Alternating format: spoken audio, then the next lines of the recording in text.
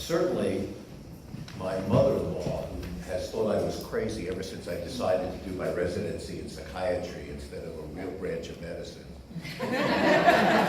It's like totally flipped out. She loves Israel, is passionate about Israel. The last thing she wants her son-in-law to be doing is to be helping Arab citizens of Israel.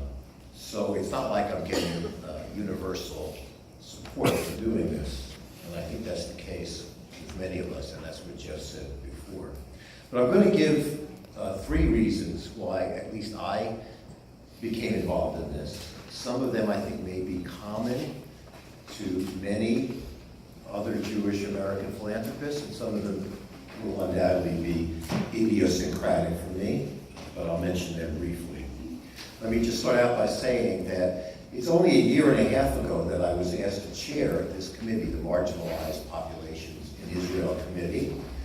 Before that, I had actually specialized in domestic projects that UGA Federation of New York does, mostly in the mental health area, something I actually think I do know a little bit about. And although I have a great attachment to Israel, I certainly could not claim to know very much about the specific contingencies of life for Arab people in Israel. I've really had to educate myself a great deal about that in the last year and a half. There are many people in this room who have been extremely generous with their time and patience in helping me. I'll just mention 2. One is Elise Lobotin, and the other is Zach Cohen, the 2 professionals on this committee who have really tutored me. So, aside from being drafted into this, the first reason, and was really articulated beautifully this morning by Bob Gordon, I think, is a social justice issue.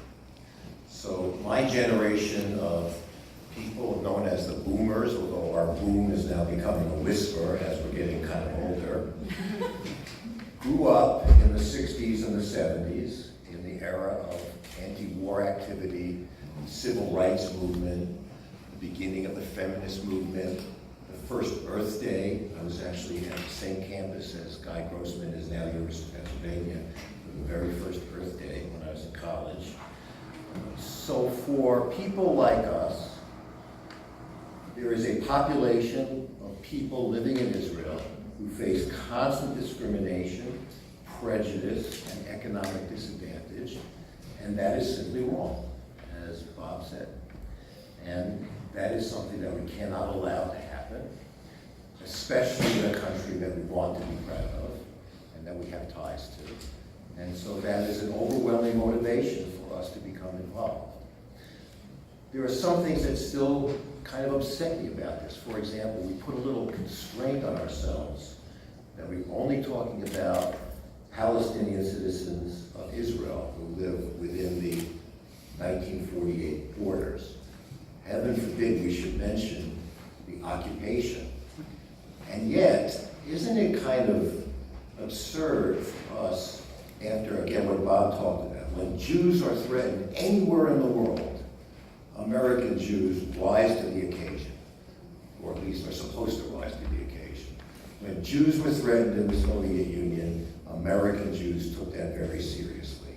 And yet we don't like it when Palestinian citizens of Israel feel things for their brethren who don't live exactly in the same place.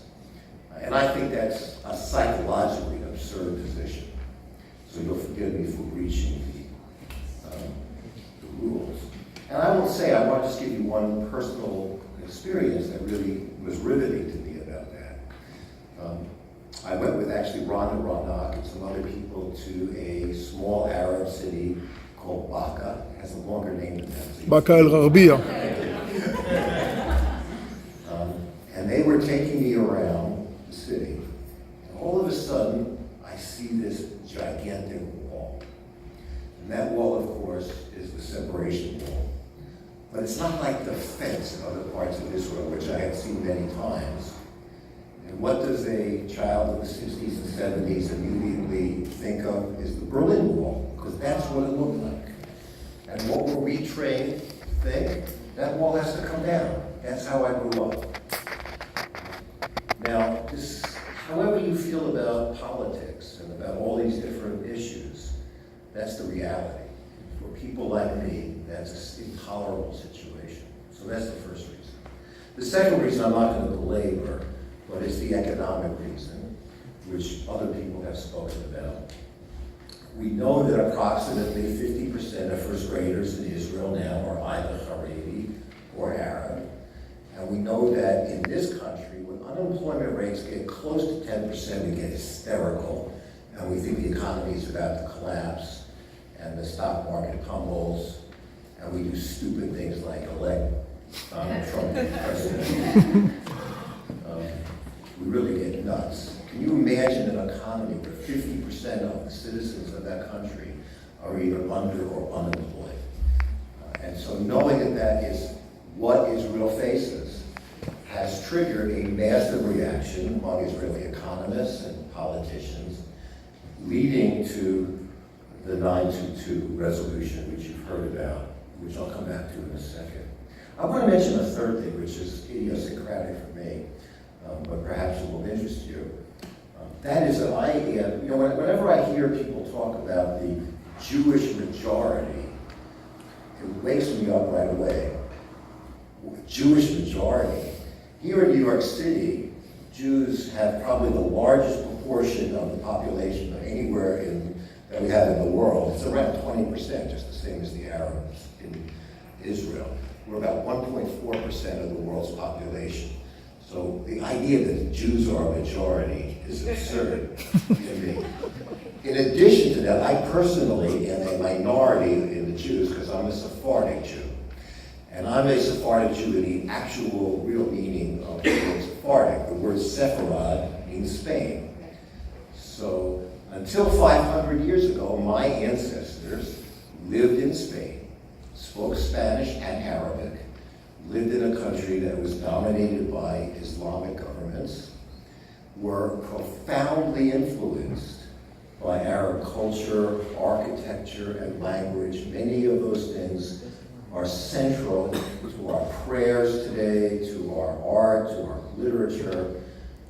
In fact, as a physician, many of us revere the great Jewish commentator Maimonides, who we call the Rambam. It's not often remembered that he was also a physician. He wrote very important medical texts. Every one of them was written in Arabic. He wrote religious texts in Hebrew, but his medical texts are all written in Arabic. And then in 1492, when the Catholic monarchy defeated the Islamic civilization in Spain, my family got kicked out. You can actually see the order of expulsion signed by King Ferdinand in Madrid. And they went to the Ottoman Empire and lived for the next 500 years in an Islamic society, the Ottoman Empire, speaking Spanish, a dialect called Ladino, but again, influenced enormously by local culture. The food that my grandmother made has no resemblance to the Jewish food that people think is Jewish food. We ate much more delicious. I bring this up because for me, the opportunity to reconnect, to me it feels like I'm reconnecting with Islamic people, is a wonderful thing, because I think that they're part of my entire cultural heritage. And for anybody to want to deny that and not take advantage of that opportunity, to me is absurd. We see that here in New York City, where I've lived my whole life, where most of us are very proud of the fact that we have many, many signs and communications in Spanish and English, and that we've been influenced by Spanish culture here. And I think it would be great for Israelis to embrace that as well. So there are lots of different reasons to want to be involved in this sector, both political, economic, and personal. How did UJA get involved in this? I just want to mention this because it really started in many ways with an article that Shuli Dichter wrote, I think at Haaretz about 12 years ago, in which he called out American philanthropists and pointed out that by American Jewish philanthropists primarily funding Jewish projects. We were contributing and making the gap greater. A few years later, a new director of Sikkuy wrote a follow-up article to that in Haaretz. His name is Ron Gerlitz. And here's what he said. He said, "This is disturbing in light of the fact that most Jewish philanthropy intended for Israel has always had the goal of helping the weak and reducing gaps here. Unfortunately, when it comes to Arab citizens, it achieves just the opposite, contributing to the widening of gaps and hence weakening Israeli society."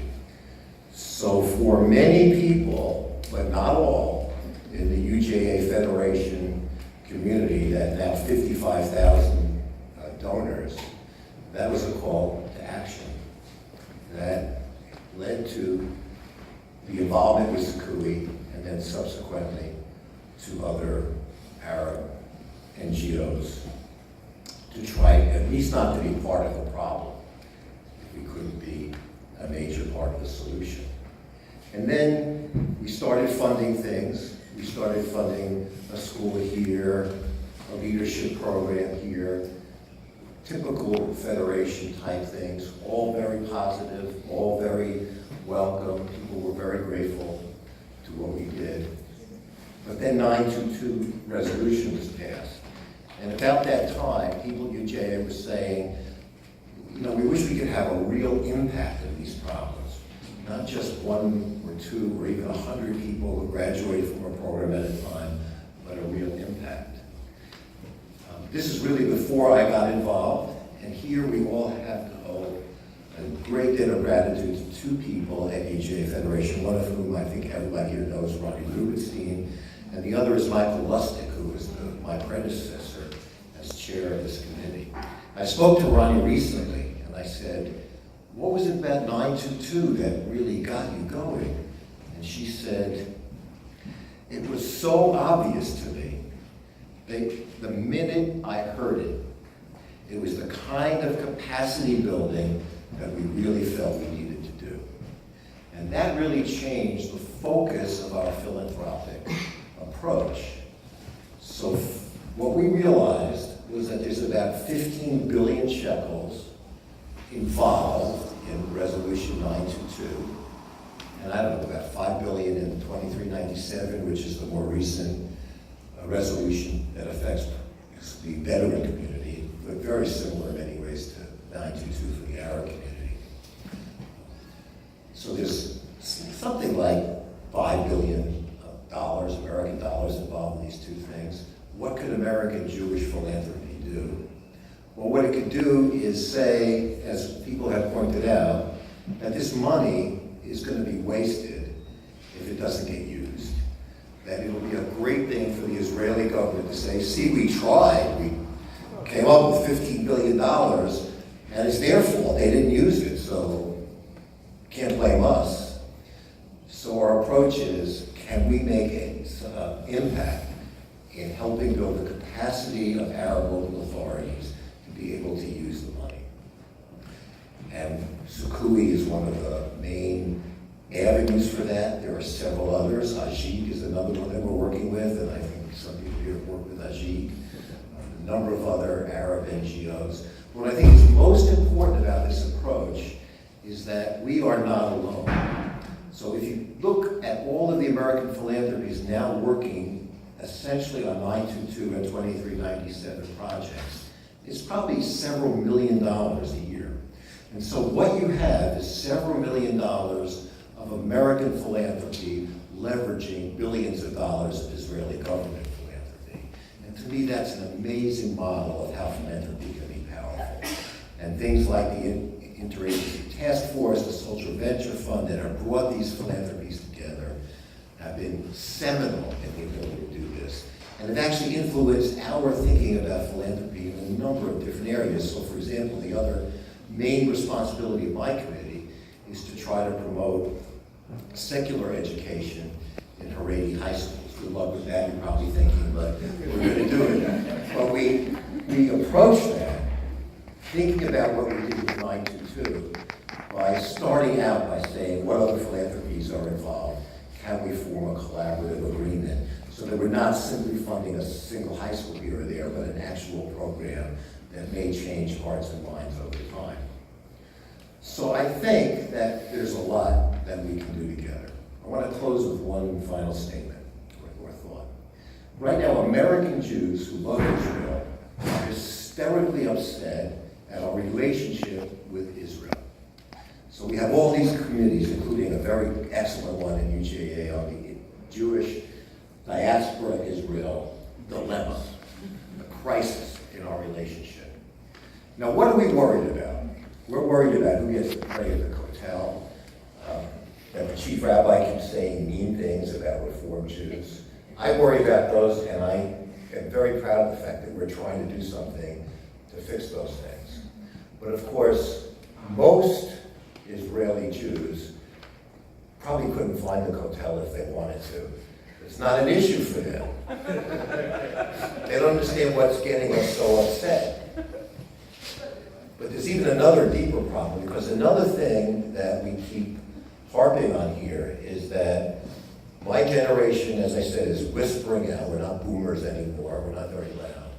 What about our children, the millennial generation, like my two daughters? My two daughters are people who are committed Jews and love Israel. We taught them to those things. So I asked my older daughter Rachel recently, how come millennial Jews don't care about Israel the way we do? And she did not say it's because they don't let women pray at the hotel, although that does bother her. She did not say it's because Reform Jews don't have the same opportunities to pray as Orthodox Jews, although I know that bothers her. What did she say? She said it's because of the terrible way that the Israeli government treats its Arab citizens and the Palestinians. And that turns out to be something that is very much on the minds of our children. And if we don't recognize that, we're going to lose that generation as supporters of Israel.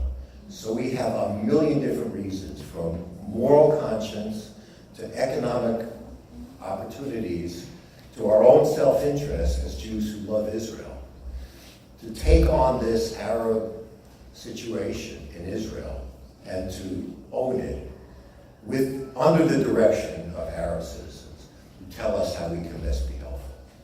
And so that's how at least I, and I think many of my colleagues in this, have become involved. Thank you. Whoa.